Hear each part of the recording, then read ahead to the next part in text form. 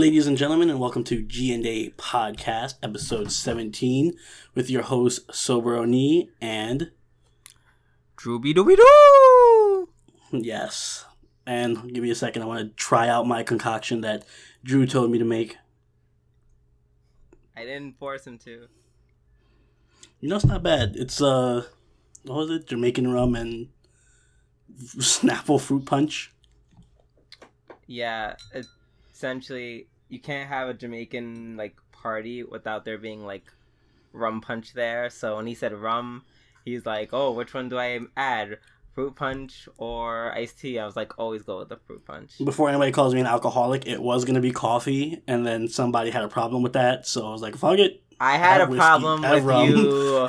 I had a problem with you saying, oh, instead of me drinking alcohol, because there's no alcohol here, let me instead ingest caffeine on a very, very hot day. Yeah, because it's so much better to have coffee or alcohol than coffee.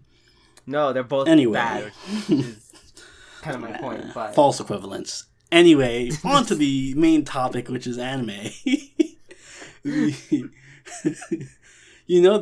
I keep going by the score on AniChart, so it completely jumbled up the order of the anime again. So whatever. We're gonna cover Boku no Hero Academia first. Wait. Before we start, because yeah, we have to essentially refresh it because we're doing it based on score. I wanted to do it based on score because it was more things that are a higher score tend to be more, action packed and thrilling, and I like to start off the show with a bang.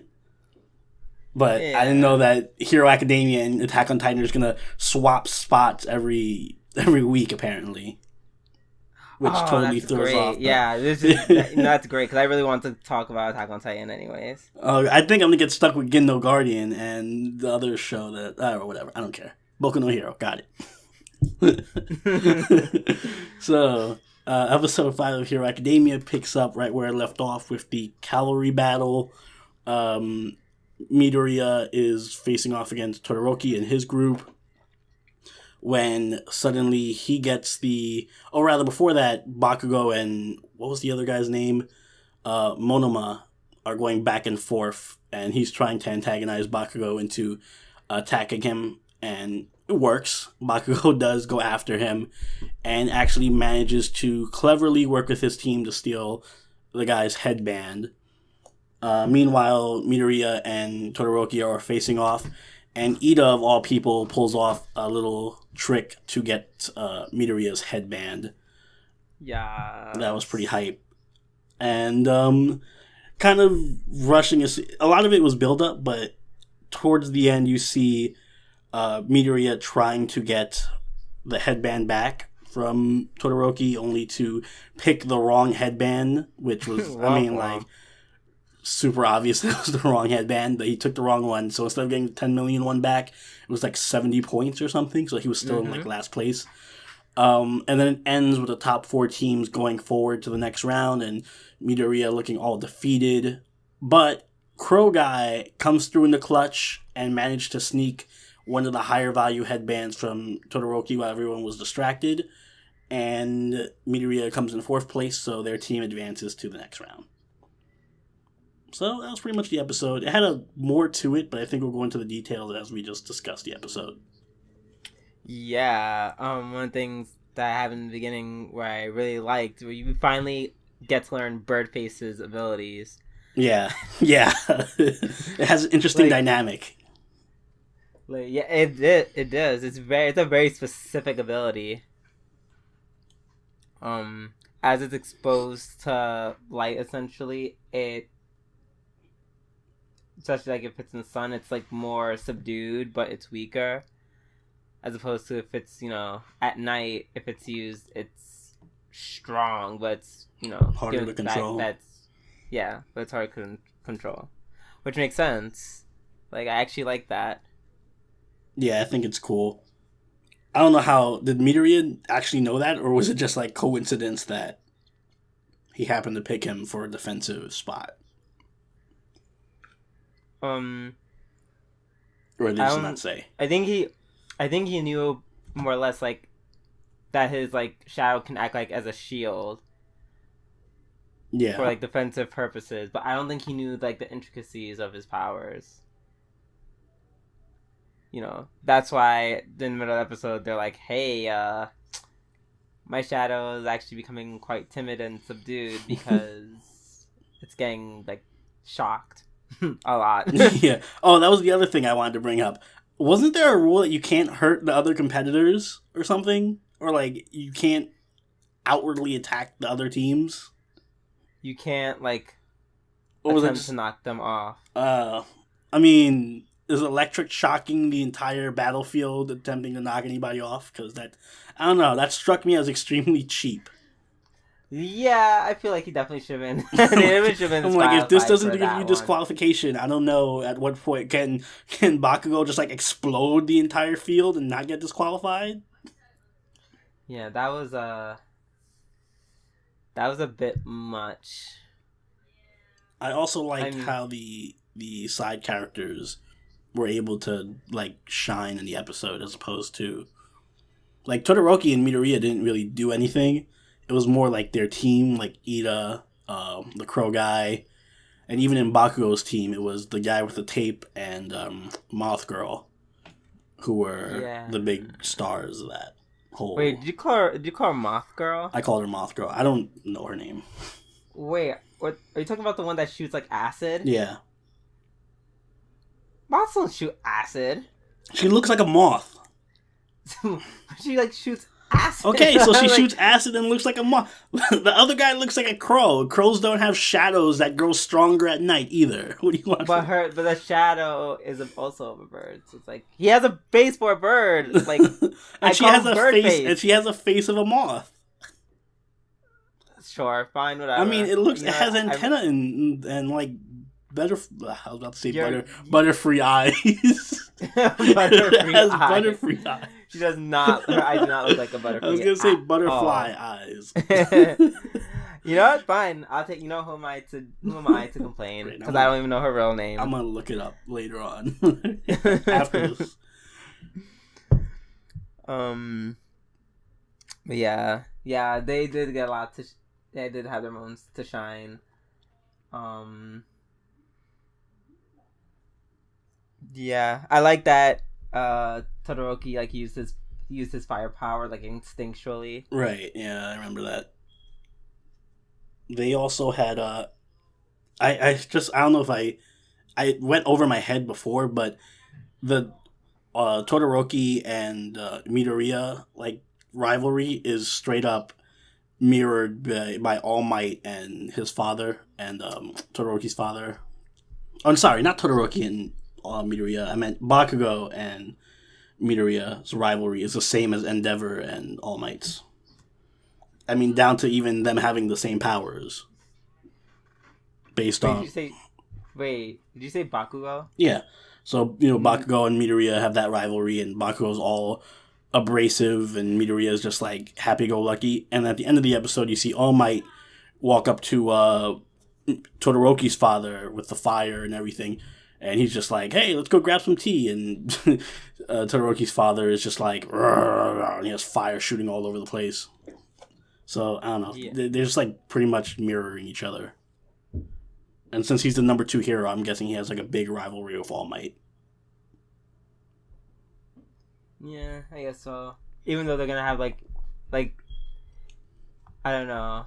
The way they're like trying to set up is they're trying to set up as like a whole mirror thing between Todoroki, his dad, and Midoriya and All Might. Yeah. So like I'm not saying that you're wrong. I'm just saying that's what they're trying to like. I know, and it's just that he reminds me more of Bakugo than he does of Todoroki. I guess. But speaking of Bakugo, I did like how he actually showed teamwork in the episode, too. He actually got a coordinated assault going with his team. I know. At some point, I really did expect him to just, like, literally, I don't know, kill his own teammates. And then just... kill his own team to make himself stronger. And just fly across the field. Throw their corpse at another cavalry. Exactly. No, he never touched the floor. He just stepped he on stepped everyone. on the dead bodies of his teammates. So there's no law. There's no rule against killing your own teammates. So There really isn't. But yeah, other than that, I mean, it was a good episode all around. It was a good episode. Moving on. Moving on. All right, Attack on Titan. Man, ooh, this is a lot. This is a lot. So it starts out with a flashback to Winter Soldier training. Winter Soldier. Wait, would you say Winter Soldier training? Yeah. I'm sorry. I feel like there is a reference as I kept saying it as I wrote it down, and it's a reference. I mean, if you're intending it to be a reference to Captain America. Yeah, that's where I got it from. Oh God, I hate Captain. I'm not getting into cool. it. Yay, more hate comments. I know. Somebody's Team Iron Man. It's complicated. Anywho, so everyone's making it back to like the base after like their grueling hike through like the mountains, except Krista and Ymir's team are still stranded in the blizzard. Essentially, Krista wants to carry her comrade, but he's been like injured, like he got sick or he's injured or whatever. Some things happened to him, and she's like dragging his body, and then Ymir was all like, "Fuck it, just leave him." No. And then she like starts like fucking with her, and I'm just like, really? You want to do all this now? In the middle of blizzard? In the middle of that, I was just thinking about the guy just literally chilling, like, oh, guys, I'm dying. Can we not have this right now? Yeah, right. Can we save this for another time? At least kill me. Like, put me on my misery before I have to listen to this stupid conversation. Anyways, Ymir, like, somehow she found out that Krista is a legitimate child of a noble, and apparently growing up they wanted to kill her, but they allowed her to live with the condition that she like essentially gives up all claims to like anything, and she just like lives essentially like a peasant. Ymir hints at having the same circumstances, and apparently like that's like their bonding moment, like they have that in common. And Krista's like, oh, I still want him to live, and then Ymir's like, okay, fine, I get it. So she tosses Krista down, kicks her into a tree. Throws the bitch into a tree. And obviously that is because she does not want to see her turning into a Titan to carry the dude back, which is obviously the only way she could have like jumped down and, you know, jumped down and took the guy with him and lived through it somehow. That'd be the only way. It'd been nice if she went back to get Krista, though. Like, instead of being a bitch. Nah. Like, letting Krista, like, probably with, like, 2 broken legs from being thrown into a tree. Straight into the shooter. Like, in the leg. Like, bah! Yes, no, really that's coming up later on. Is it? It's another show we talk about later on where there's some leg shooting going on. Oh, right? Wow, that was really perfect. Oh, that almost hurt. I thought you were setting it up. I know, and I did. I just didn't know. Anyway. Woo. Foreshadowing. Oh, I'm sorry, guys. That was, oh, God, that was a hard pill to swallow.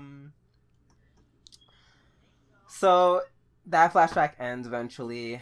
I didn't really care too much about their bonding moments or the conversations because I'm like, okay, I get it. You guys have a slightly lesbian relationship. Cool. More importantly, skip to the present, and she turns into a Titan, and she, you know, badass fight scene ensues. She starts killing everyone, and she's about to get beaten up, but then Krista goes crazy. Yeah, Krista essentially goes crazy. And it's like, yeah, take down the tower, kill us all. We're all gonna go down together. Yeah, essentially. It's like Braveheart moment. Yeah. Oh, fun fact. She apparently is also a Titan that, like, killed the other dude's friend. Like, I forget his name. It's, was it Reiner and Berthold or something? Yeah, something like that. Yeah, Reiner and Berthold. She's the one who killed their friend, apparently. And Reiner is clearly not okay with this, kind of, because as he saves Krista from falling off, he almost simultaneously breaks her ankle. Like, he just pauses and he's just like squeezing her ankle. He was like, squeezing it for uncomfortably long too. It was like a good 20-second scene of him just like squeezing the shit out of her ankle. She's like, please stop. I thought he was really, at some point I was like, oh, she's gonna break her leg open or something. Yep, he's just gonna go crazy and try to fight her himself. He's like, is this for my friend? And then he turns into a Titan. I still think he's a Titan. I still think him and his friend and Sasha are Titans. I'm just throwing that out there. Alright. I love how you guessed everyone who wasn't a Titan. Meanwhile, she actually was like the only Titan. We don't know that yet. You're right, we don't. But yeah, so she takes down the tower and collapses it on the Titans while simultaneously saving everyone. And you would think they would just take their blessings and just run, right? No. They're like, oh, there's one more Titan. Yeah, go fuck them up. And then all Titans are like, you didn't slice us in the back of the neck, so we're perfectly fine. And it's violent. It was also violent, but it was a valiant effort. It was a valiant effort, but they kind of just eat her. Yeah. They kind of just all just pile up on her and just eat her. And just as everyone else is about to get eaten too, cavalry arrives. Like super late into the game. Yeah, speaking of late, Eren finally gets his first kill. When he did that too, I was like, before he said that, I was like, oh my god, was that his first kill? His first kill, exactly. We were all like, wait, was that his first one? And then he's like, yeah, my first kill. And I'm like, wow, it took a whole season and 5 episodes. But we're finally there, people. He finally killed the Titan, besides freaking out and turning into one and crushing them to death. He still sucked, though. He couldn't use his, like, maneuver gear right or anything. I'm like, wow, no, I forgot how bad he was. They intercepted him. Like, one of the other guys, they used their own to, like, smack his off and made him fall. And they're like, hey, dumbass, stop. Told you to stand back. Yeah, I just love how, like, Mikasa, aka the new what's his name? Levi? The new Eli. Levi. Wait, isn't that what I said? You said Eli. Wait, what did you say? Levi. Like Levi. Thank you. I was like Eli, sure. No, yeah, she's definitely like the new Levi. She just comes in just like shah and just captates the poor Titan. Well, not the poor Titan. But yeah, the fighting ends, and then Krista, I can't get anyone's name right.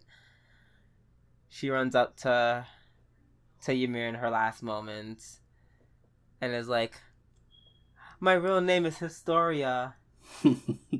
And then Ymir's like, cool, and then dies. I'm sorry. It was a weird scene, though. I'm mad that she died. I knew she was gonna die too, because I'm like, the moment that they didn't run away, when they were all on Ymir's like hair and they were like perfectly able to just escape, and she just stood back to fight. I'm like, oh, unnecessary death. I knew it. which sucks because in some weird way I really liked Ymir. Yeah, she was kind of cool. Also, I like how she was like a mini titan, like one of the super midget titans. She was really small. I like that. And she was just killing everyone. Yeah, she was like, I don't know, like if you were playing like Wii U, like Smash, or the Wii one, or the one for the Wii, and there was like Sonic, and Sonic was just like, that's what she would be. She was like Sonic, literally Kill just everyone. like jumping from enemy to enemy and just biting its neck. Yeah, it was pretty cool. Although I was just like, yeah, that last scene was a bit awkward. Like, like, my name is Historia. I've been like, who gives a fuck? I'm dying. I did, like, the first half of the episode I didn't really like, and I was like, it was a super hype killer because I was expecting it to start right where I left off. But I still want to say this is my episode of the week just because the second half and ending were so, like, yeah. And also, there weren't that many other standout shows this week, I guess. Oh, you found something as a standout? You already hinted at it. Oh, well, yeah, there's that. There's that. But I still really, really like this episode. No, this episode was a great episode. So I'm still going to stick it on this one.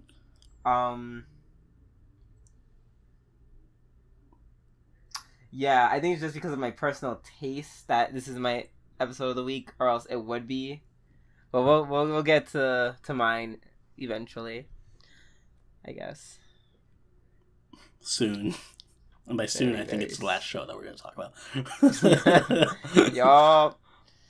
Also, I like to point out that my theory still stands because Ymir being poor probably meant she ate somebody for, like, substance.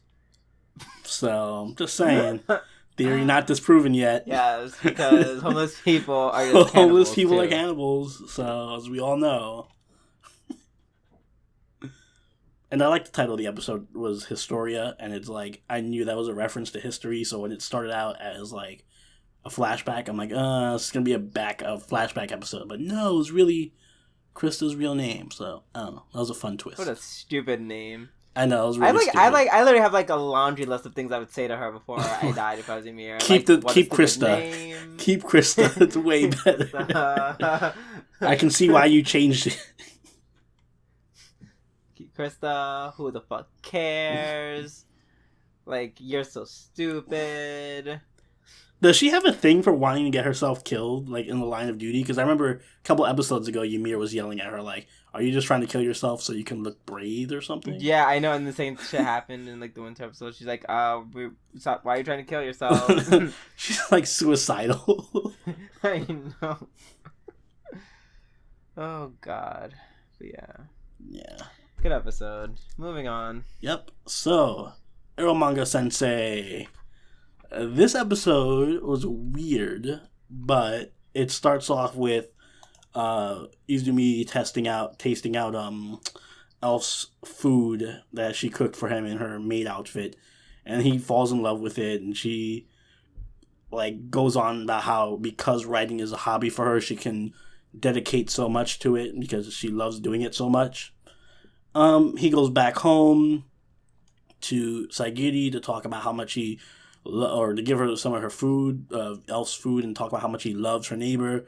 Saigiri freaks out, like, oh, you said you didn't like her last week, and now you love her, and yada, yada, yada. So she kicks him out of the room again, after a brief exchange. The episode then shifts to him going back to Elf's house with his new manuscript for their light novel competition. Elf brings out her manuscript. They read each other's manuscripts. She just admits defeat because he's writing a light novel specifically for his sister, for Eromanga Sensei. And even based off of the manuscript, Elf figures out that his sister is Eromanga Sensei. So she just shreds her manuscript and tells him to go show his manuscript to her and get his confession out there of his love for his sister. And then he has a brief heart-to-heart with Saigiri about why she's been ignoring him, and she's been ignoring him because she's been working on her drawing skills so that she can illustrate anything he needs in the new novel he's going to work on. And then she reads his manuscript and likes it, but says that she loves somebody, which is obviously him, but it works into a big giant misunderstanding where he's going to imagine it's not him. Yeah. Yeah. But I'm glad it didn't end there. And there was an after credit scene where it was them still kind of working together on getting ready to work on a new novel together and being happy. So, yeah. It was a really good after credit scene. Yeah. Working on their dream together. It was good. It's like I like that now this season like is going in a direction as opposed to like we're just having an episode about stuff. You know, I like a plot going forward in some direction. Yeah. Also, I liked how it was whatchamacallit. It felt really meta to me because obviously the same guy who did Ori Emo's doing this. And his new light novel looks like it was a dedication to his sister. So for some reason in my mind, I was just like, what if this whole thing is super meta and he's actually the author of Ori Emo and he's going to be writing Ori Emo within Eromanga Sensei? So we have a light novel within a light novel about a previous light novel that made this light novel author famous. I don't know. I was being on so many different levels with this. Yeah, you are by yourself with that one. I'm like, you just hurt my head. I'm suffering from allergies. It was right like now. My head's light really novel pretty Inception. stupid. And you just said a bunch of stuff. I'm like, you know, or it could just be an anime. Maybe. Now correct me if I'm wrong, because I didn't look this up, and I probably should have, to be honest.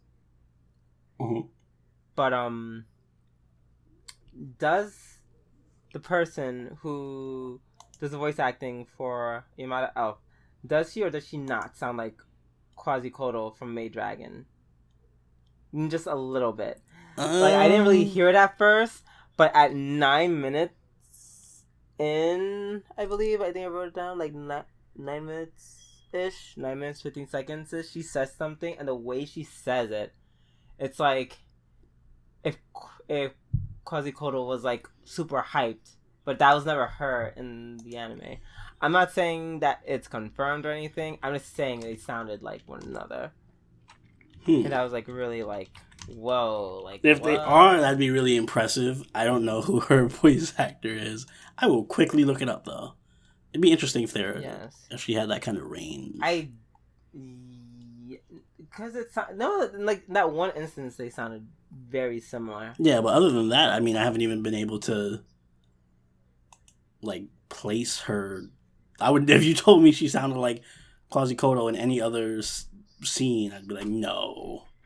Yeah. Yeah, I just decided to like jot that down and be like, this might be interesting to bring up. Maybe. I mean, it's probably not true, but no, it's probably not.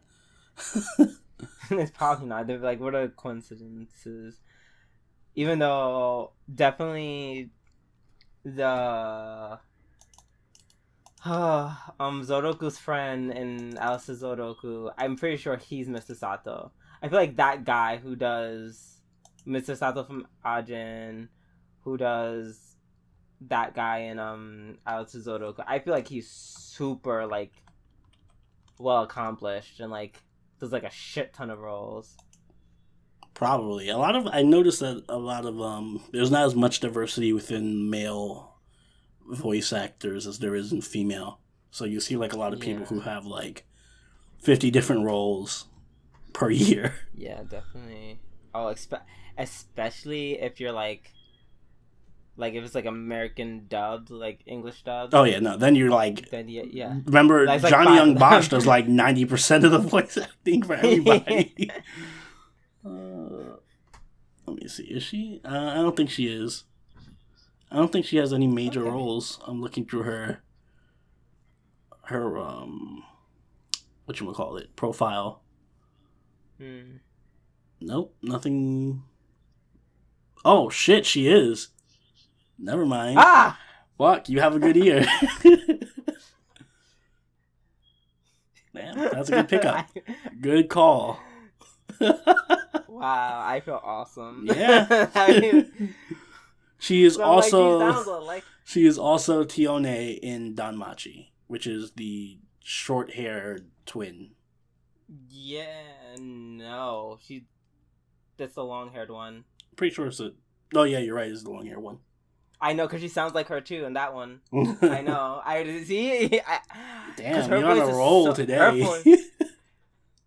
Her voice is so it's so distinct. Like, I can pick out her voice out very clearly. She looks like she's up and coming because now she has a lot of big roles within the past 2 years. Yeah, good for her. What's her name? Her name is Minami Takahashi. Minami Takahashi. Yeah, let's keep an eye out for her because I really like her voice when she speaks.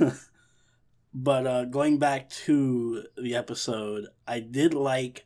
I think Sagiri, I put this in my notes, is just a Sour Patch. Like, she spends the first half of the episode being super annoying and sour, and then the second half of the episode being super cute and, like, lovable and diabetes. So, that's my assessment of her. Yeah, that's actually, I think that's incredibly accurate. She is a Sour Patch. Which is, nice, because, it beats being a total bitch. Yeah, it beats being Kirino. There's also that one scene where she was like, first off, if she never leaves her room, does that mean that Izumi gets all this shit for her that she needs? Because in one scene, she just, like, was flat out, I'm assuming it was a toy, but she had, like, an AK or whatever fucking gun pointed at a mirror, and I'm like, I'm like, is she going on a shooting spree? Like, is this episode going somewhere? Is she finally going to school? Yeah, like, I'll show them at school. I'll show them who loves dick.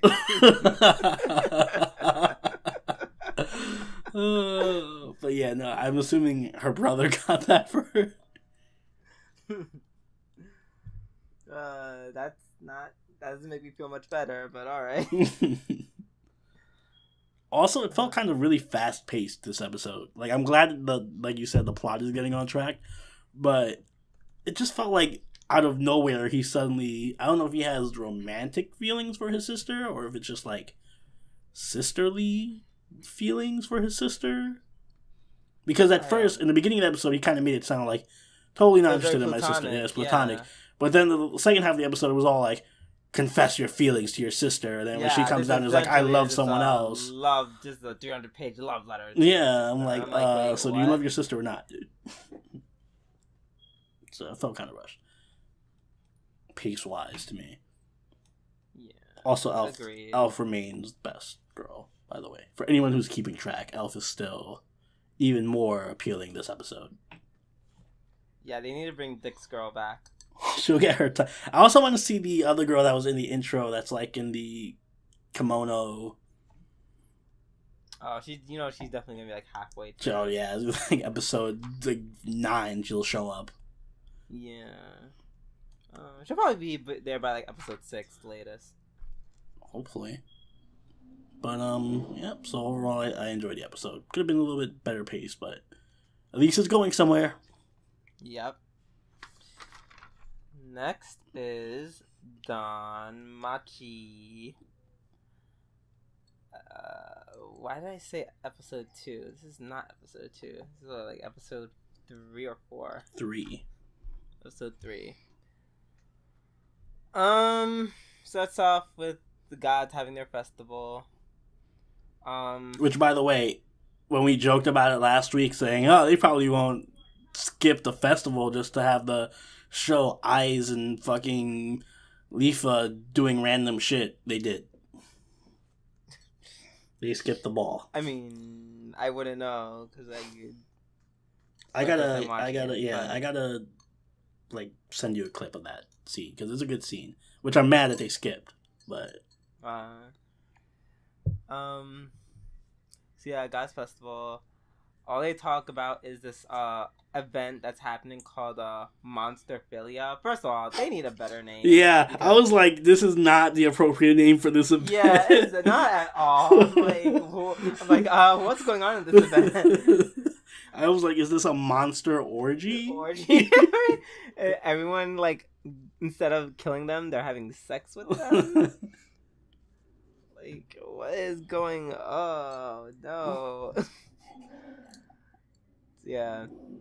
By the way, that's not what happens in Monsterphilia. It is actually just like I think they're just like showing Much off to my monsters. dismay, that is not what actually happened this episode.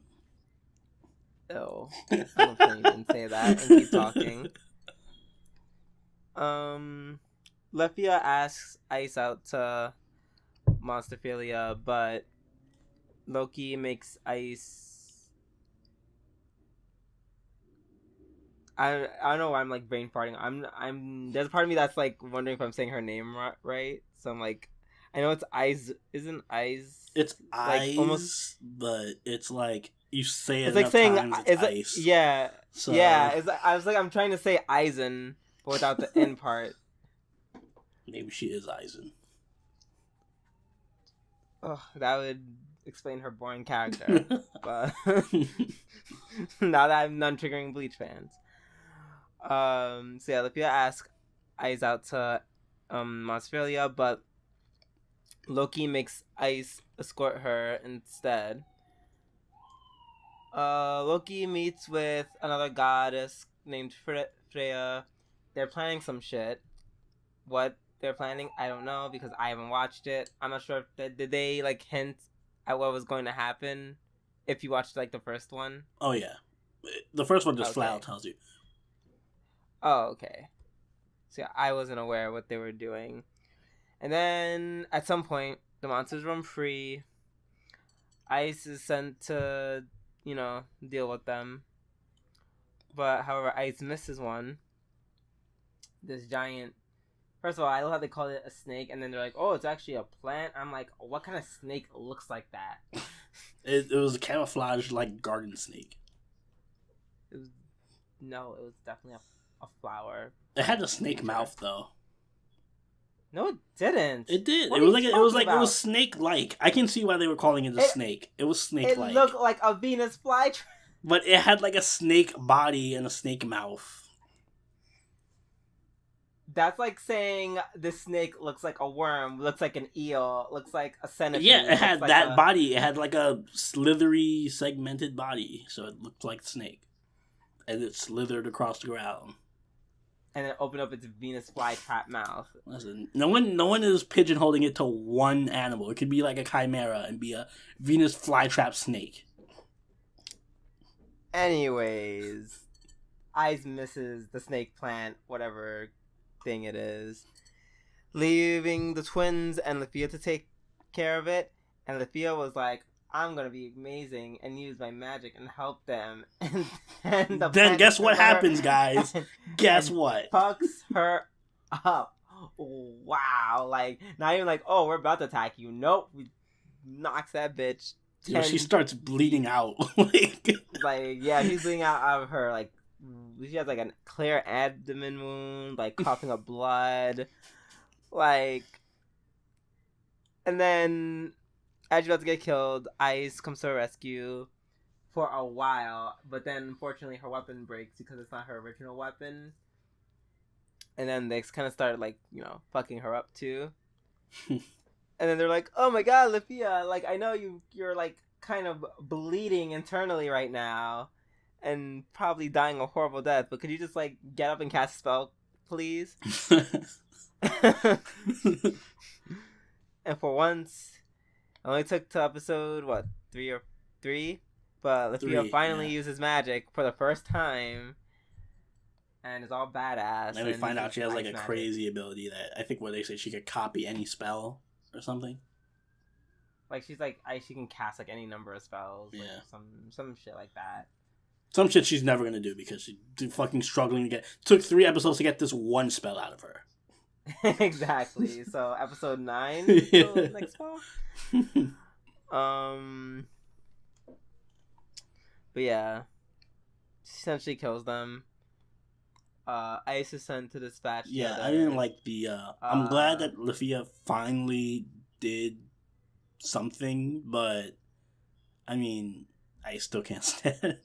Like at one point in the episode where the snake threw her against the wall or whatever, and she was just like, "Oh, don't worry, eyes will help us, or eyes will save me, or some shit like that." Like I hate her. So yeah. I hate her. Okay, I mean, I wouldn't go that far, but She's just annoying as a character to me. I just don't like those kind of like. I guess she's getting better because at the end she was like, "I'll stand up for myself" and all that stuff. But yeah, no, you have to give her props. Like I'll give her props. She did stand up for herself. I wouldn't. Trust me, I would not have stood up. I've been like, I'm gonna crawl away somewhere and hide and just wait for it all to be over. Life is overrated anyway. I'm gonna wait for the proper authorities to come and handle this shit. I'm sorry, y'all. Y'all gonna have to figure it out yourselves. But yeah, Lithia also finally gets her indirect kiss via drinking a healing potion. Yeah. To, stop her from bleeding out. But hey, she gets her indirect kiss. I also... finish your thought before I rant. Oh, yeah.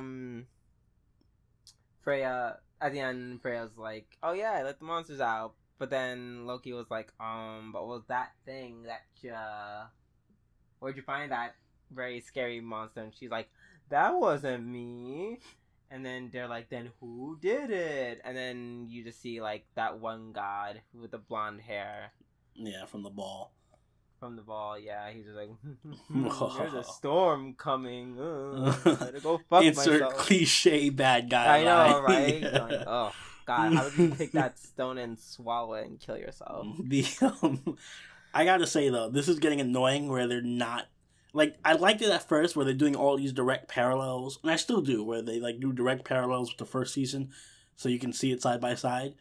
But at some point, you got to bring in the main characters from the first season since they're the main characters in the story because they're important to the story. You can't just do this whole thing where we're like, we're going to do 12 episodes about what happened in the story of the first season, but not directly ever mention the two main characters of the first season. They just show up as cameos every now and again in a random episode. It'd be like if you were doing for the people who haven't seen the first season, it's like imagine they did a Lannister spin-off of Game of Thrones where it was like all of Game of Thrones but from Lannister's perspective, and then there was no Starks. They never showed any of the Starks, and none of the Starks were ever barely mentioned. You would just see Jon Snow like in the background doing some random shit, and then cut back to like it wouldn't make any sense. That's why none of this is really making that much sense if you haven't seen the first season. Like I'm pretty sure you don't know what Freya's doing or why she's doing it or anything because they haven't even mentioned what she's after because it's too intertwined with the first season and they're not mentioning anything from the first season.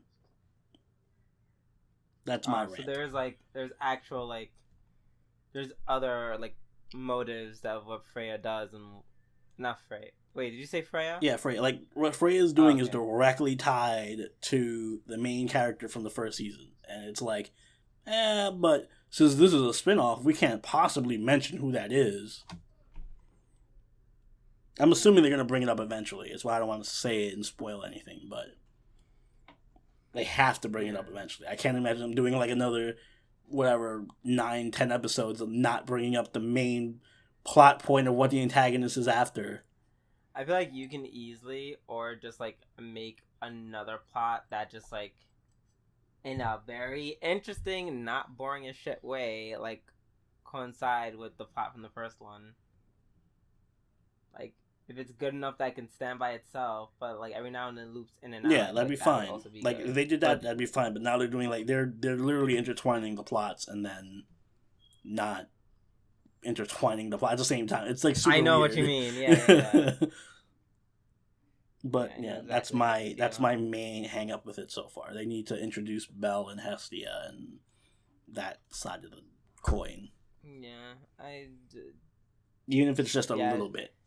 Yeah, that's why it probably feels to me, if it feels so lacking to me, I can only imagine how it must feel like to you. Mm-hmm. Also, they skipped that Hestia Loki scene in the festival, which was super cute, and I think added to both their characters, so that made me upset. So not my favorite episode this week. Yes, definitely not. But let's move on, shall we? Yep. Renai Boken. this episode I actually just got finished seeing. The first half of the episode was focused on Yuzu, and it went into depth about how she's actually attending, quote unquote, this private school, which looked like it was like a rich, fancy private girl school, but she has a stand-in who looks nothing like her, like attending in her drag queen. It was like a drag queen. It was like 10 feet taller than her. She has her attending school in her place so that she can spy in on Akane every day and pretend to go to their school. Guri finds out and just follows her around. And, of course, Yuzu just starts spying on Akane in the locker room. Guri takes a photo of it. Everyone gets on edge about it because they hear the shutter from the camera. And Akane confronts Yuzu about it and is basically like, listen, don't cause trouble here because you're not even supposed to be here and you should be back at your other school. Yuzu freaks out because she's just, never able to make the person she loves smile or happy, and Akane's kind of indifferent towards her. And she gets almost assaulted by some random pedophile walking up to her. I'm telling you, like, random shit every day. It's like a lot of random shit happens in the show. But her, like, which they still haven't explained, her barrier power, like, yeah, I'm waiting for them to explain that. Her barrier power saves her, but also cuts off the piece of land she was standing on, and she falls into a river only for, what's his name? Seiji? Seiji, yeah. I keep getting her confused with Suigen from yeah. Gendo Guardian. But Seiji saves her. Well, she doesn't really save her because it was shallow, like knee-deep water. But he saves her, and Akane comes with an umbrella only because Seiji told her to. But at the end of the half of that episode, it was all about Yuzu kind of having feelings for Seiji and Guri kind of noticing that they have good chemistry, so that might lead to something. But the second half of the episode was more interesting because it opens up a new plot point where a new girl shows up to kind of get love advice from Guri and Seiji. She's not sure who she's interested in, so Seiji just follows her around and accompanies her to this abandoned schoolhouse, and it's super sketch. And he just so tell me about this person you like, and she's like, looks like you, acts like you, has your hair, and then he just gets caught up in the spider webby substance where he's stuck and he can't move. Girl takes off her costume and she reveals herself to be this pink-haired girl who has some kind of affiliation with Akane and Yuzu, and she was in the end of the last episode. And then she just starts torturing Seiji because she's interested in why he has a relationship with Akane. And I mean, literally just stabbing him and twisting the knife and just pretty horrible torture. And that's where we end it. Yeah. I'm dying. Yay. That's I sound like a yeah as someone who's actually dying. Yeah, this episode was just a bit. It was just a lot. It was very all over the place. Very, that's not saying much. It's like a comedy anime. Random, really slapstick random, but I mean, this episode for me was more about the first half was nice, and I liked how it built Yuzu's character, but yeah, I wish they had actually dedicated more time to the second half of the episode. Yeah, agreed. Because that was the far more relevant part. Yeah, good twist. Yeah, I didn't see that coming when she took off her outfit. And she was like, "Surprise, bitch." Torture was a bit surreal too. What is it with this season and the torture and kidnapping scenarios being really detailed? I don't know. It's really ominous and really creepy. Also, I like how Yuzu is the most normal person in her family and circle of friends. compared Yup. to compared to her sister, and whether the fuck what's her name, Shikine or whatever her name is. Shikimi, yes. Compared to them, Yuzu is actually the most normal, rational person there. By far. I was like, Akane's totally fine. And then I cut back to her stabbing Seiji. Mm-hmm. Basically, I've been fine with there's just more Akane. You know, Akane, for being a major character, has not had that much Screen time at all. She really hasn't. She just is a running gag about her being a yandere and killing everybody. Yeah. But and just stabbing Seiji over and over. I'm waiting for her to have her own episode. Yeah, I was like, it's all dark, and then I just want half it just to be of her trying to kill people because she thinks they like Seiji. I'd be totally okay with that. I kind of feel like this is where it's leading to, though, with Shikimi showing up, that they're gonna get into like their family dynamic. Yeah. Well, they kind of have to at this point. Or else... I don't know. It could be really random, and they just skip over it. Oh, hey, don't worry about it. Pink chick, and she's just torturing him, and they're like, "Oh, what's going on?" And Akane's like, "No, we're not gonna talk about it. I don't like talking about my family life, so please don't ask. I'm just gonna kill her now. Bye." I do like how deep the show is, though. Like for a random comedy harem show, it's pretty well structured and deep in terms of its characters. Except for Akane so far.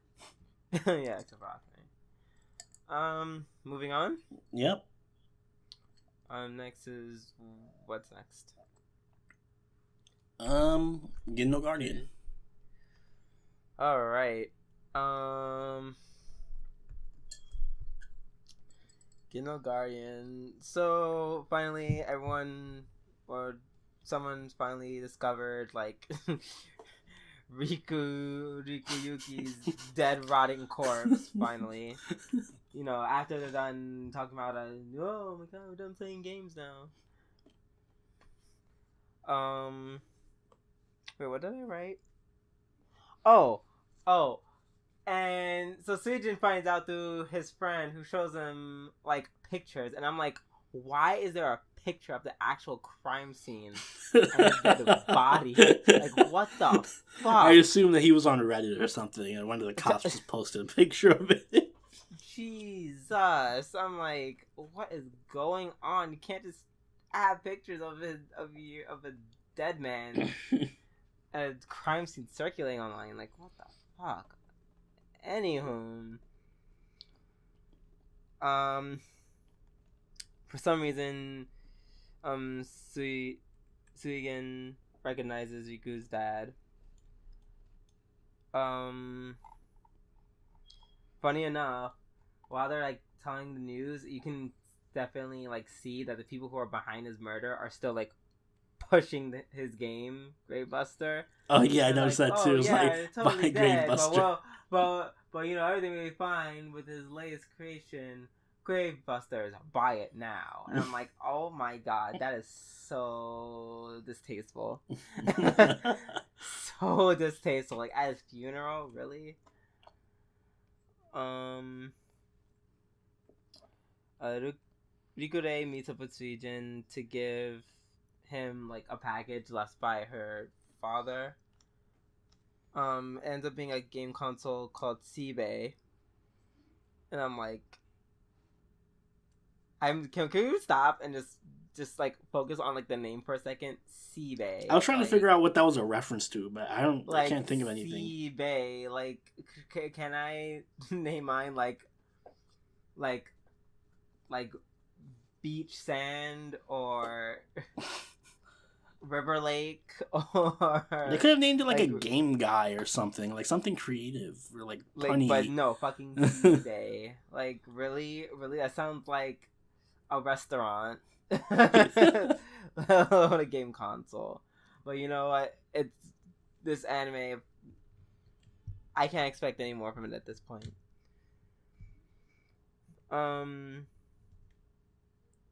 Oh yeah, so Suijin essentially installs his fingerprints, which somehow reads his DNA because that's not invasive at all. Fuck privacy laws. Yeah, right. And then Riku Yuki left apparently a personal message for him, starting off by saying, "You are not the father," as in he is not Rikure's father. But he is Suijin's grandpa. So yay! Their love won't be incest, regardless. No, it's just a romance between him and his step-aunt.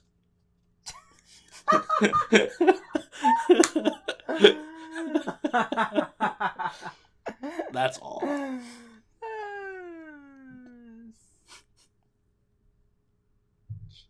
True. Oh yeah, he starts the game with 10 billion yen. Not that I know what that means, unless that's like real money.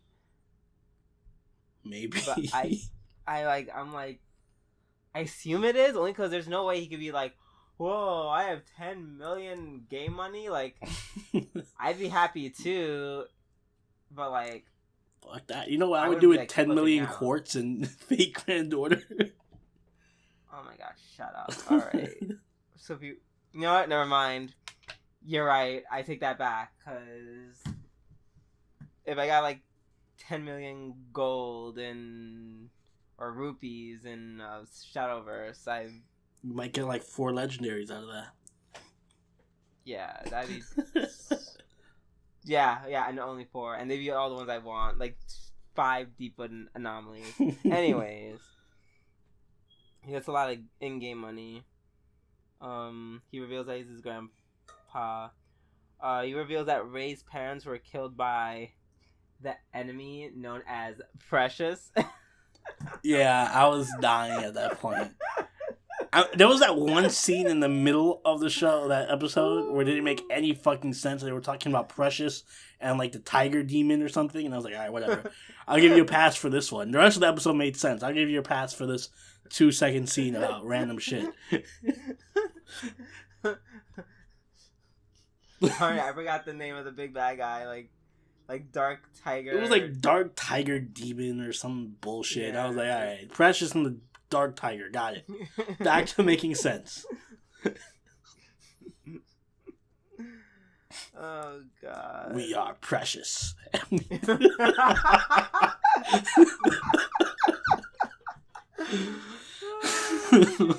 a stupid name. Oh god. Did anyone from like outside this company like just like look at what they're doing and be like, we should make this like a few changes? Nope. They got the same guy who named it Seabay to name the company Precious. Oh man. Funny note aside, Rigure is about to be kidnapped. Mm-hmm. Yeah, there's that little plot point. Yeah, the episode ends with her being kidnapped. By the way, her servants are shit, because they didn't what servants like outside, and then they just stand by watching her get madam, you have guests. Oh, your guests are just thugs in a jeep coming to or van. I definitely was about to say watch her get pregnant. So I'm like, hey, at that rate, they probably could have raped her. Like, maybe. And they would have been like, and they were like, wow, it's about tea time. I should probably get started on it. Does she not employ security guards or anything? They're just like, nope. They're like, oh, the real money's gone. Now that he's dead, we out. Mm-hmm. Damn. It's a cruel world. It's a cruel world for Rikure. Rikure catches no breaks. Her father's dead. She's getting kidnapped by random thugs. And like the main character is kind of stupid. Yeah. She didn't get a Seabay. She did not get a CBA. Her not dad gave it to her grandson-in-law. Nephew. Whatever. Grandson-in-law. I don't even know how that works. Guys, I'm really tired of being tough. Oh, yay, allergies. While you die of allergies, I'm over here dying of heat exhaustion because it's like at least 100 degrees in my room, and I can't have the fan on. It's also like stupid hot. Yeah. In here too. I haven't cracked the window yet. I have no windows to crack, so. Rip you. But then, with that being said, before he dies, he will tell us all about this this episode of Alice to Zoroku, which is also my episode of the week for reasons. Yes. So Alice to Zoroku, again picks up where it left off. Sana's being kidnapped. In case you forgot, this is not happy anymore. So Sana's being kidnapped.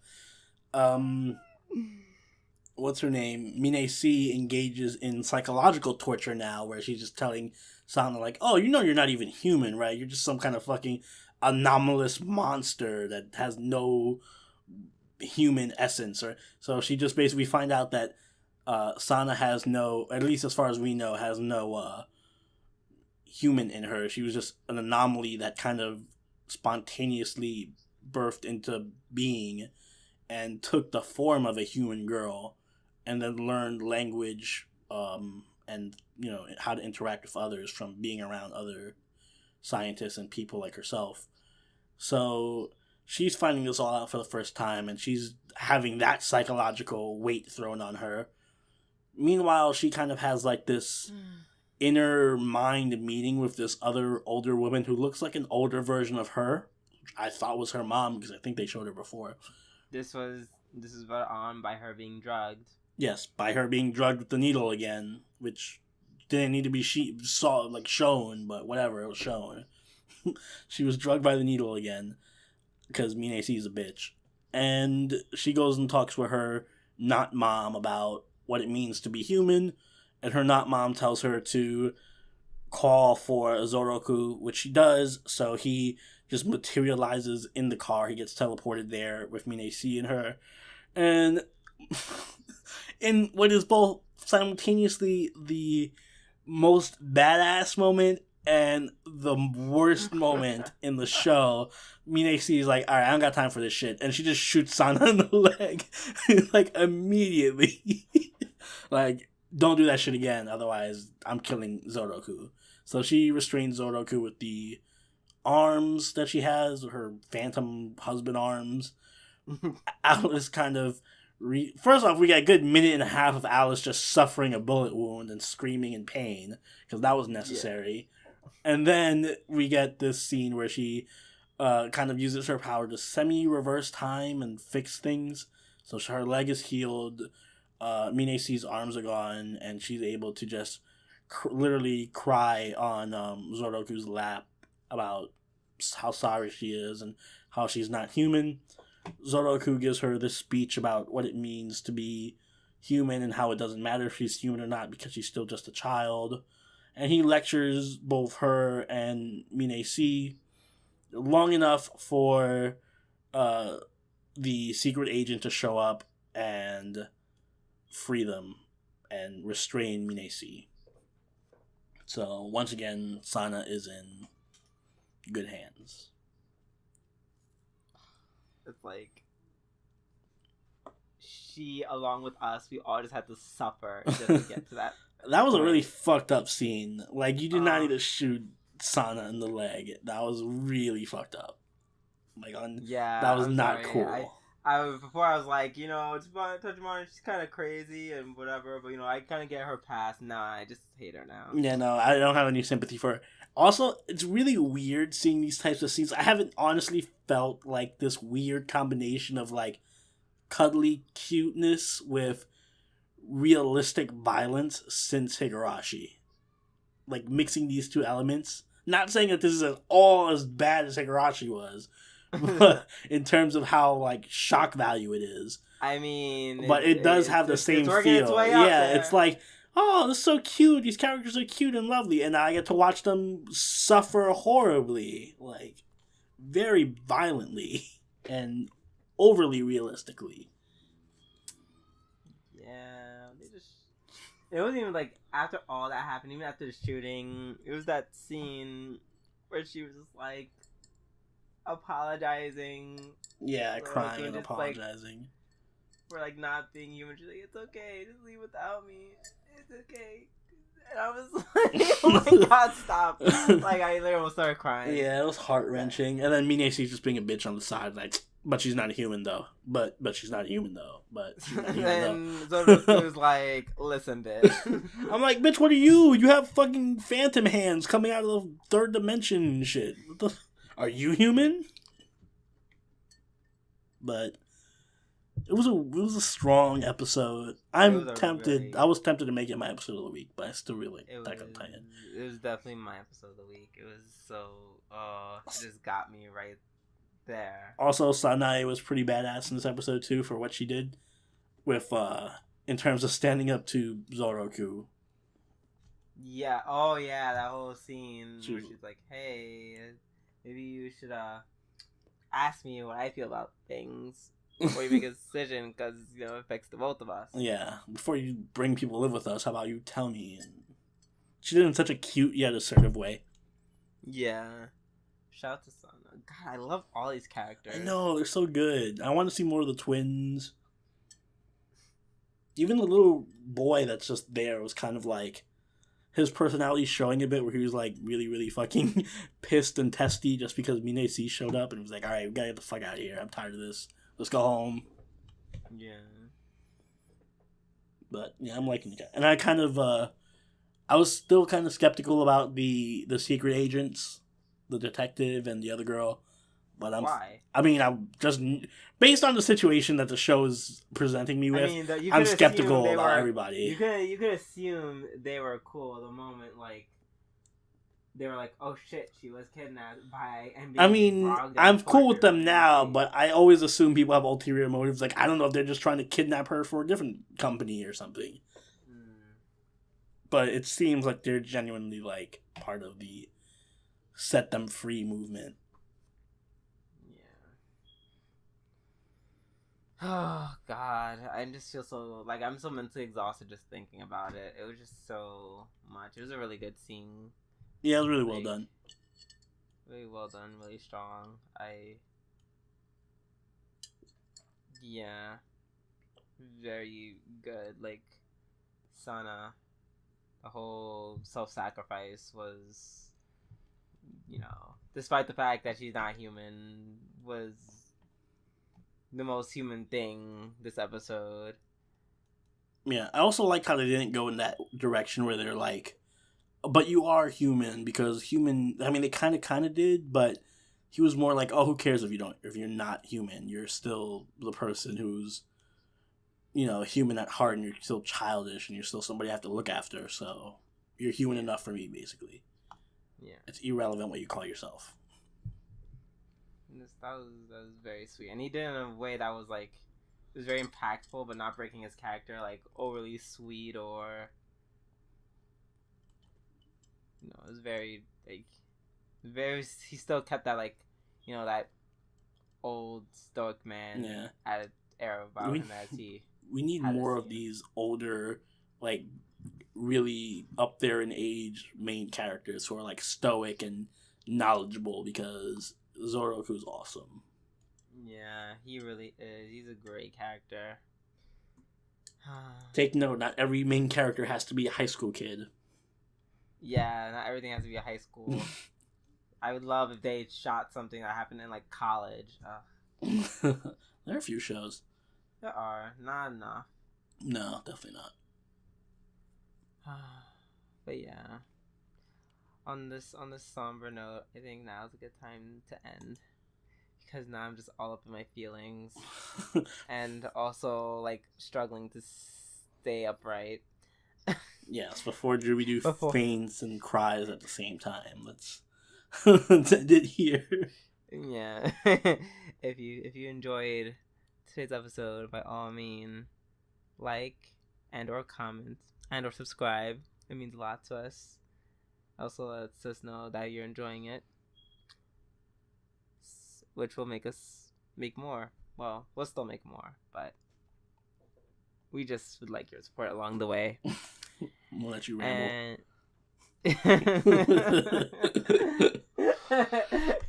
I was gonna wrap it up before you pointed it out. Oh God. Well, yeah. That's it for this week. That's Until all, next folks. time. Later. Bye.